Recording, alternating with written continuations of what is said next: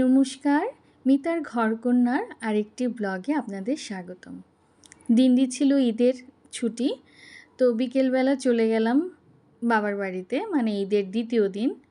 তো ঢাকা থেকে কেরানীগঞ্জে বেশিক্ষণ সময় লাগে না, সর্বোচ্চ আধা ঘন্টা সময় লাগে। তো অটোরিকশা করে বাবার বাড়ি চলে গেলাম। সেখানে গিয়ে মানে খুবই একটা কি বলবো, ভাইদের আদর যে কী জিনিস না দেখলে বোঝা যায় না বা না বললে বোঝা যায় না। গিয়ে দেখি ছোট ভাই গাছের থেকে আম পাড়ার জন্য ওয়েট করছে। আমরা যাওয়ার সাথে সাথেই ও গাছ থেকে আম পাড়লো। তো আম পেড়ে দিল। সাথে আমার ভাইয়ের ছেলেটা ও বাবার সাথে ওয়েট করছে, পিসিমণি কখন আসবে। তারপর এই যে আরেকজন ভাই আমার, ও আমার জ্যাঠাতো ভাই, ও আমার ছোট ভাই, ওরা দুইজনই আমার ছোট। তো ছোট ভাই আম পেড়ে দিল আর বড় ভাইয়ের হাতে। বড় ভাই আম ছুলে আমাদেরকে ঘরেই ঢুকতে দেয়নি, বলেছে যে আগে আম খান। দেখেন এত মিষ্টি আর এত স্বাদ গাছের আমগুলো। এই গাছটা আমার বাবা লাগিয়ে গিয়েছিল, এই বছরই প্রথম আম এসেছে।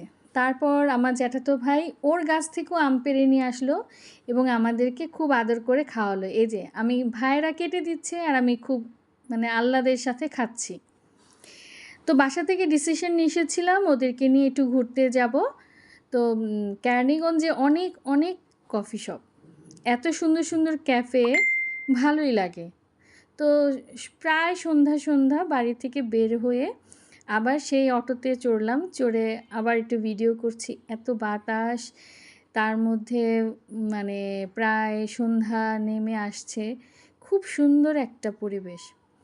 তার মধ্যে ঈদের ছুটি, এই যে সবাই ক্যাফেতে ঘুরতে এসেছে, খুবই ভালো লাগছিল। এটা হচ্ছে আহমেদ সাগর ক্যাফে কর্নার। তারপর মানে ওইখানে পরপর পরপর অনেকগুলো কফি শপ।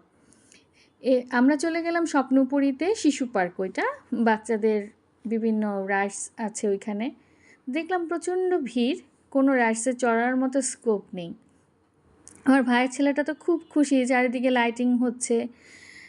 তো একটু ওয়েট করে আমরা চলে গেলাম দারুচিনিতে। ওইখানে দারুচিনি ক্যাফে, পরিবেশটা এত সুন্দর মানে বলার মতো না। তো ওইখানে কতক্ষণ ঘোরাঘুরি করলাম, একটু ছবি তুললাম, মানে পরিবেশটা খুবই ভালো ছিল। তারপর এই যে আমার মেয়ে আর আমার ভাইয়ের বউ, মামি ভাগ্নি দুইজনে মিলে ভিডিও করছে, গান গাইছে। ওদের আনন্দই তো আমাদের আনন্দ। খুব ভালো লাগলো, ওদেরকে নিয়ে একটু মজা করতে পারলাম। তারপরে চলে গেলাম ক্যাফে টেইনে। তো সেখানে গিয়ে ফাস্টফুড জাতীয় খাবার, চাইনিজ খাবার ওইখানে পাওয়া যায়। যাই হোক, সেখানে সন্ধ্যার হালকা পাতলা আমরা নাস্তা করলাম।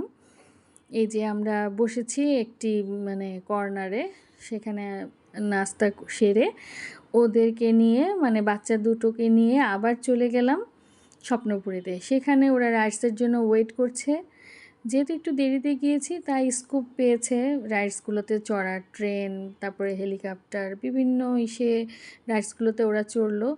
কি যে আনন্দ তাদের দুই ভাই বোনের! আমার মেয়ে তো তার ভাইকে কোলে নিয়ে বিভিন্ন রাইডসগুলোতে চড়েছে, যেহেতু ভাইয়ের ছেলেটা ছোট, তো ও তো দিদি, ও খুব ভালোবাসে ওকে। নেক্সট ব্লগে ওদের ভালোবাসার কিছু ভিডিও নিয়ে আসব।